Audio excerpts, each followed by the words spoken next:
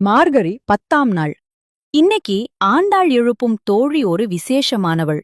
இறைவனை பற்றிய சிந்தனையிலேயே ஆழ்ந்து கிடப்பவள். நோற்றுச் சுவர்க்கம் புகுகின்ற அம்மனாய். நோன்பு நோற்று அதன் பலனாக கிடைக்கும் அந்த பேரின்பமான சொர்க்கத்தை இப்போதே அனுபவித்துக் கொண்டிருக்கும் பெண்ணே. அதாவது கண்ணனை உன் மனசுக்குள்ளேயே வச்சுக்கிட்டு சொர்க்கத்துல இருக்கிற மாதிரி இருக்கியேன்னு அர்த்தம். மாற்றமும் தாராரோ வாசல் திறவாதார். கதவத்தான் திறக்கல, அட்லீஸ்ட் பதில் கூடவா சொல்ல மாட்ட? ஒரு வார்த்தை பேசினா என்னன்னு வாசலில் நிற்கும் தோழிகள் கேட்கிறார்கள்.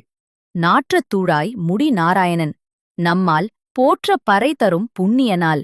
நறுமணம் வீசும் துளசி மாலையை தலையில் சூடியிருக்கும் அந்த நாராயணனை நாம எல்லாரும் போய் பாடி புகழ்ந்தால் அவன் நமக்கு வேண்டிய பலன்களை வாரி வழங்கும் புண்ணியவான்.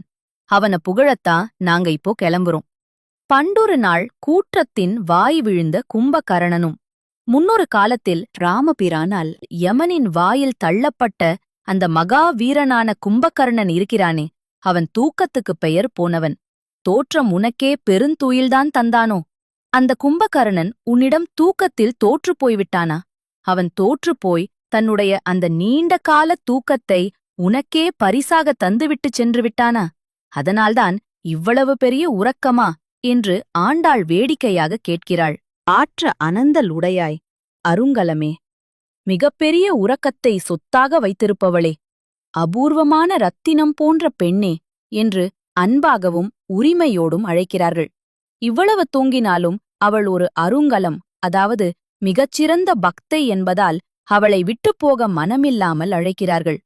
தேற்றமாய் வந்து திரவேலோர் எம்பாவாய். அப்படியே மெத்தனமாக இல்லாமல் கொஞ்சம் தெளிவோடு எழுந்து வந்து கதவை திற என்று சொல்லி பாசுரத்தை முடிக்கிறாள் ஆண்டாள். இறைவனை தனியாகத் தன் மனத்துக்குள் வைத்து ரசிப்பதை விட பலரோடு சேர்ந்து அனுபவிப்பதே உயர்ந்தது என்பதுதான் இந்த பாசுரம் சொல்லும் பாடம்.